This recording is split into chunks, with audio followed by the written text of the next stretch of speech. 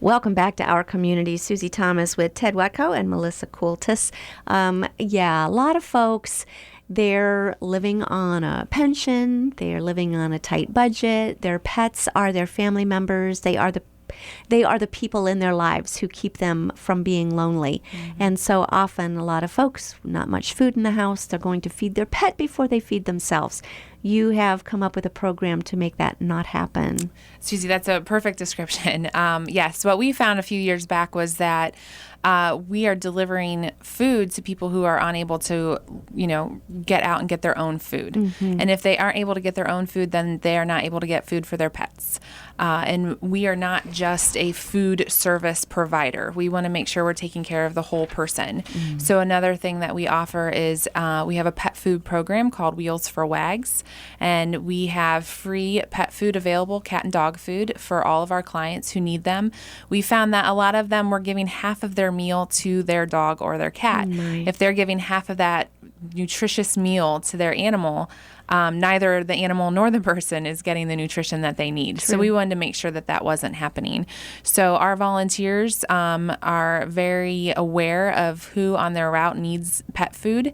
They keep them supplied and make sure that they get everything that they need to make sure that their pets are also healthy and well taken care of. That's so wonderful. So Wheels for Wags. Wheels for Wags. Taking care of our furry friends as well. Yes, very important. How do we know, I know you mentioned that there's a hot bricks and it's keeping everything warm for at least 90 minutes, that it might take the volunteer to drive around and drop off meals. Are there other safety checks just to ensure that these meals are safe? Yeah. So as I mentioned, we want to do a holistic approach for our clients and make sure we're taking care of, the whole person. So we offer the pet food program. We offer the nutritious meal. We also offer what we call the safety check. And that's a peace of mind for the client and for their family. We have a lot of family that call that live out of town and they want to have somebody that's checking on their mother or their father once a day. Sometimes our volunteers are the only ones that are checking on these, some of the people every day. So what we do is part of our responsibility that we, ask our volunteers to do is never leave a meal on a doorstep. They have to physically see that person and hand them the meal. And that way we know that that person's okay. We've actually run into a number of situations where something has been wrong or, somebody was injured or whatever the case may be, where our volunteers were the ones that saved them or worse. And so one story we had last year, we had a volunteer who showed up at a gentleman's house, and when he opened the door, she knew him pretty well and she could smell something right away. And she asked him, she said, "I smell gas. Do you smell that?" And he said, "No, I don't smell anything." And so she said that she was going to stay with him until somebody came out. And so they called the gas company.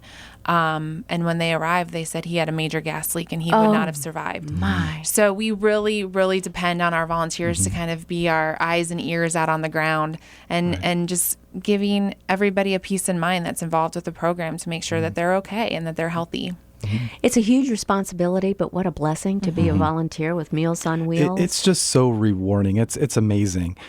As the CEO, I try to get out at least once a quarter, if not more, again, just to stay close to that mission and so forth. And I've delivered in the snow, the rain, the sleet, the whole bit. And it's great. I have a story of when I was delivering in the snow, literally the streets had not been plowed and we're trudging up to the doors, and just the look on their faces, they were surprised to see us actually. And it's just, they're like, "We can't believe you came out and delivered our meal," and so forth. So that's very important to us. And again, we tried to be proactive in our agency because there are going to be those days where the weather's going to hinder us. So this year we were very proactive, and what we did was we sent out to our clients at the start of the year what we called blizzard boxes. And what it is a shelf-stable meal that should we have to close our agency due to weather-related issues, they would at least have something in their cupboard to utilize.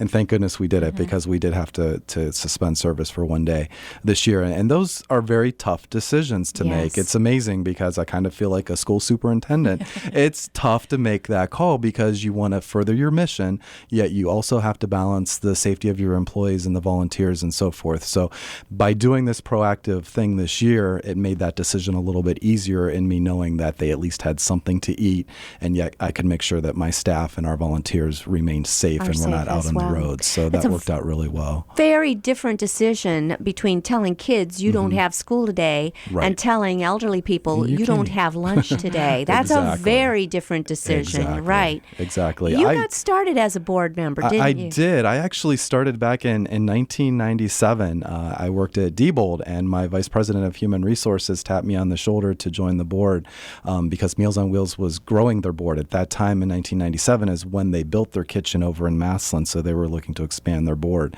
And I've been hooked ever since. And it's kind of interesting because actually my grandmother in Pittsburgh delivered meals, so it was a treat when we'd go visit her in Pittsburgh of which one of us kids would have the opportunity to drive with grandma, to do the meals and stuff like that. So it's kind of ironic looking back how it's kind of gone full circle. That seed was planted. Absolutely, absolutely. But I just want to say again how rewarding it is to get out there. Once we get a volunteer out there, they're really hooked the first time. It was interesting. I have a story from the fall. We had a volunteer that called in sick. So I took the route and I'm going through, and like my second or third stop, I pull into a driveway and the garage door's open. So I go through the garage to the door, knock on the door and say, I'm from Meals on Wheels. And this nice lady comes to the door and first thing out of her mouth was, where's my volunteer? And I said, oh, they're sick today. Well, are they okay? It just shows the connection between the volunteer and the client. So she lets me in and she's like, so who are you? And I just kind of said Ted, and hoping that would be it. And she kept pressing me further. Well, what do you do with the agency? I don't like to say I'm the CEO, right? So finally she was Head pushing honcho. me in the corner. Yeah. And I finally had to say, well, I'm the CEO. And it was so cute because she was kind of across the table and she came up real close to me, right up into my face, and gets all serious. And she goes real quiet. She goes, am I on Undercover Boss? It was so cute. And I said, oh, I hope not. I hate to be on TV. And we just kind of That's laughed about great. it. But it really shows that we deliver more than just a meal. I like to say that we deliver moments of human connection because you really do get that quick connection with that individual. And as Melissa said, sometimes we're the volunteer is the only person that a homebound individual sees on any given day. So it's just critical to make the most of that moment. So how much time do you get to spend with people? Because I'm sure many of them are not going to want you to leave anytime Right, soon. right. But you do have other meals to Sure, deliver. How sure. do you know? Is that part of the training to know how much time to spend at each home? Right. It's a couple minutes. We allow the volunteer to do that. The volunteer knows how long the route's going to take. So we let them kind of manage that a little bit. But yeah, you're going to have those people that like to talk and the volunteer is going to have to kind of wind it down and so forth. But then some people, they're quick interactions and stuff like that. Some people don't want to talk to their volunteer. They're hungry. Yeah, exactly. They're ready to eat. So it balances out. I'd say it's probably a couple minutes per stop. You have board openings? We do have board openings. We're looking to grow our board. So if anybody's interested, please give us a call. We meet every other month, and it's actually on the third Wednesday of the month, and it's actually during the lunchtime frame. So it works out well. Our board meetings start at 11:45, and we are sure to make sure that they're over by 1 because we want to catch people on their lunch hour.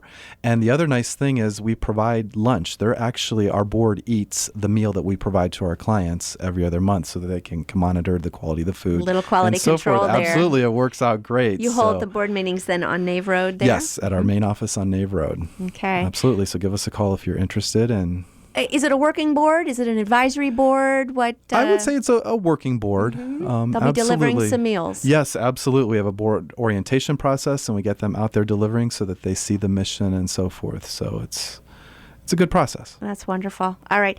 Is there some kind of a designated time for volunteer training, or is it just if you're interested, sign up and we will plug you in? Right now, it's if you're interested, sign up and we will plug you in. We are always in need of volunteers. Right. So we will work with their schedules and get them.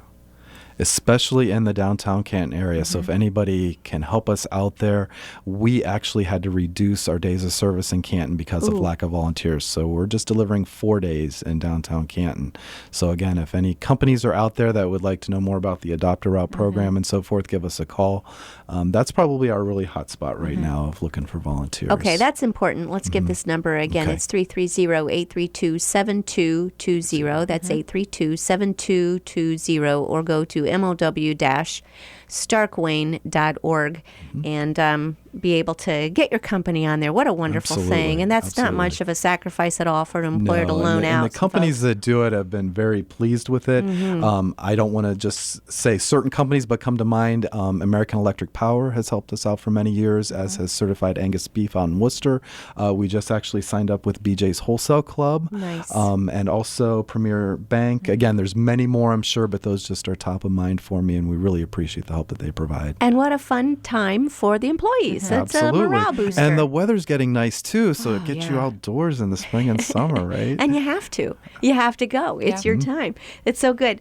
Funding. Let's talk Yes. about this, because I'm sure the government funding doesn't cover everything. It's and the people pay a very small, amount to cover their meals. Yeah, just to set the stage a little bit, we're very appreciative to the funding we do receive from the government, but everybody knows what's going on. You know, there's less dollars to put out there, so our funding has remained very stagnant there. And everybody, I think, can relate to increased food costs every time we go in the grocery store. So that's where we're really struggling. And we had to get in the fundraising business a few years ago and create some sort of a fundraiser. So I'll turn it over to Melissa to talk more about that event. Okay. So we are on our 5th year of our fundraiser that Ted just mentioned. Our fundraiser is our main event, and this year we are doing Monopoly, Make a Move to End Hunger. So the Mo is playing on Meals on Wheels. And we depend on this fundraiser, as Ted said, to really cover that shortfall, if you will, from the money, that we still need to receive to cover costs. Part of our mission is not to turn anybody away for their ability to pay. And so we want to always make sure that, regardless of if they can pay or not, they're still receiving that meal. So this fundraiser is very important to our organization. Like I said, it's our 5th year anniversary. We're really excited about it. And it is going to be on November 11th, 2016 of this year.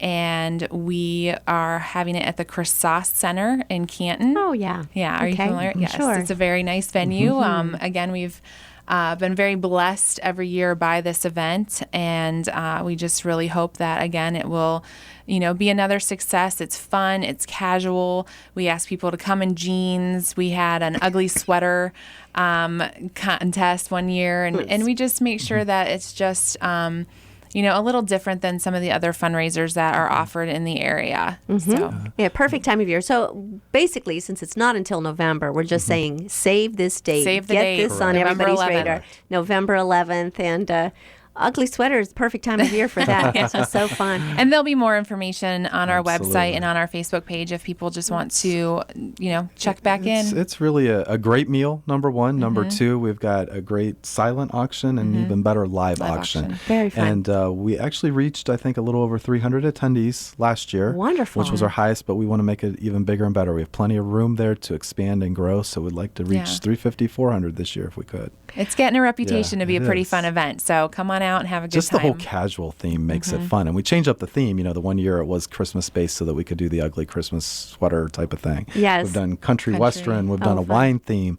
We've done a football theme, so it just really is kind of fun. And we don't think anybody's ever done a board game theme with Monopoly. So we're pretty excited about that That's this a year. perfect idea. Yeah. And also smart on you to make it a casual thing so that you're not spending your money on your dress There or you your go. tux. Exactly. You're spending money at the Meals on Right. Wheels fundraiser. Right to the mission. Makes more sense.